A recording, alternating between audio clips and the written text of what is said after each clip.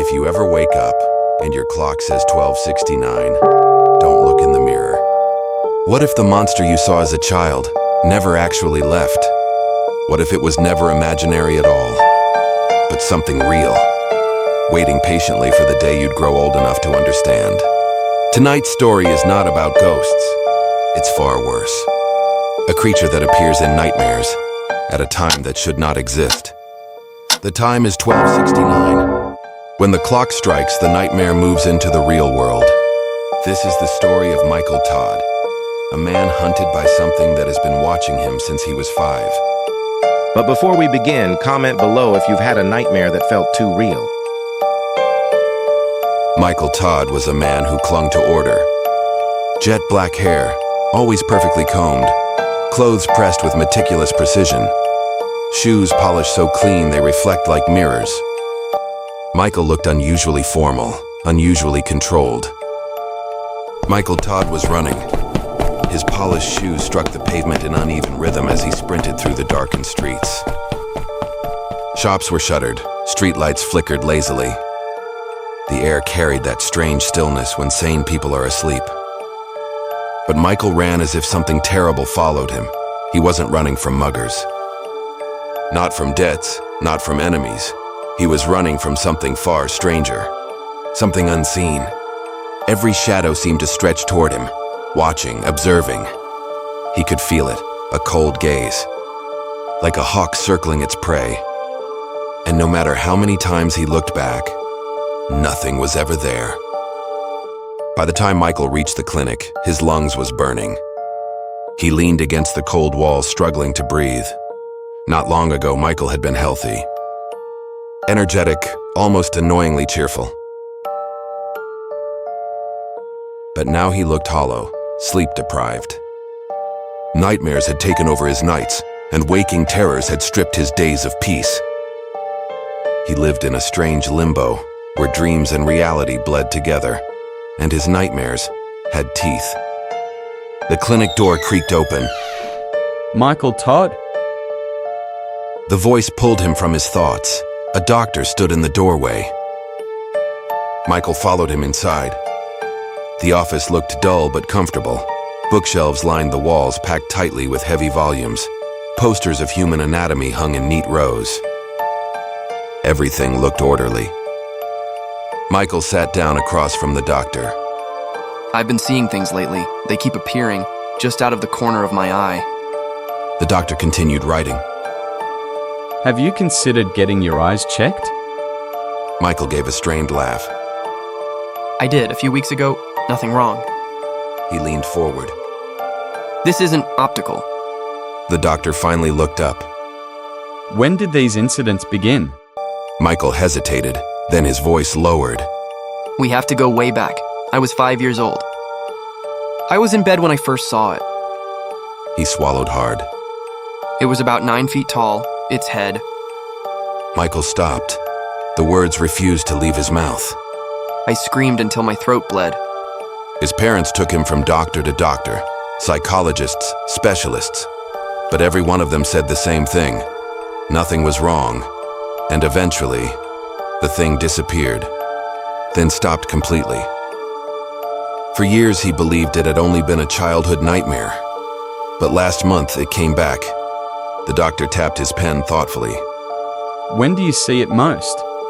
Michael said, Night, mostly night, but sometimes when I'm alone, even during the day.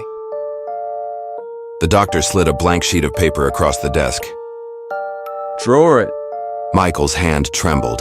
Slowly, the shape appeared on the paper. A tall, skeletal figure. Limbs unnaturally long, fingers and toes sharpened into needle-like points. Ink seemed to drip from them like dark liquid. But when Michael reached the head, his hand stopped. He couldn't draw it. He left the head blank. When he pushed the paper back across the desk, the doctor's face turned pale. His hand trembled slightly. For the first time during the conversation, he looked afraid. You should seek places where other people are nearby. Isolation can worsen these conditions. The doctor said slowly. He slid a card across the desk. Michael picked it up. It read, Nightmare Camp. They'll make you comfortable. They'll help you manage this. The doctor added. Michael stood up. For the first time that night, his breathing steadied. Thank you. He left the office. But the moment the door closed behind him, the doctor's calm expression vanished. His face drained of color. With shaking hands, he pulled a large book from the shelf. Carved faintly into its leather cover were two strange numbers. 1269. He flipped through the pages quickly until he reached page 87, and there it was, the exact same drawing. Tall, skeletal, long fingers dripping ink, and once again, the head was missing.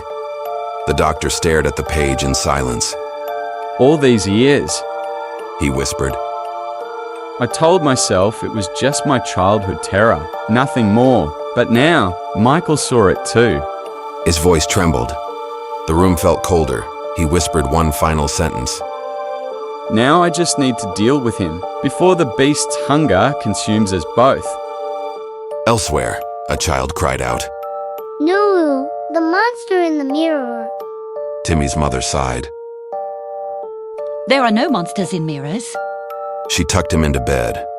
Within minutes, the boy was asleep. But suddenly he woke up. He looked at the clock beside his bed and froze. The numbers were wrong. They shifted slowly. 1259, 1260, 1261, 1262, climbing higher and higher, impossible, until they reached the unholy hour. 1269. Timmy rubbed his eyes, but the numbers remained. Bright, bloody red. The lamp beside his bed flickered, then suddenly turned on. Its light revealed the mirror, and the shadow inside it. 9 feet tall, twitching, waiting. The creature's head leaned forward, just enough for Timmy to see it. His scream echoed through the house. Timmy ran to his parents. There's a monster in my mirror. They woke up, but something impossible happened. Their skin began to wrinkle, then crack, then crumble. Within seconds, their bodies turned to ash. Timmy screamed for help, but no one answered, except one thing, the beast. Its roar echoed in the boy's ears. Terrified, Timmy grabbed a glass vase and threw it. The shards exploded like a grenade, but the creature didn't even react. It stepped toward him slowly, then slashed. Everything went black. Later that night, Michael Todd lay bleeding in a dark alley. A gang surrounded him. A knife glinted under the flickering streetlights. They were ready to finish him. But suddenly, the lights began flickering violently. On, off, on, off. Then a skeletal hand burst from the darkness. It grabbed one of the gang members. Screams erupted. Bones snapped. Flesh tore. And a mutilated corpse flew out of the shadows. The streetlights turned red. Michael stared in horror because he finally understood something. This creature did not only exist in dreams, it had followed him into the real world. The creature chooses its victim, and Michael is next. Part 2 is where it gets worse. And if you ever see 1269, don't look in the mirror. Subscribe to follow the horror. Subscribe to follow Part 2.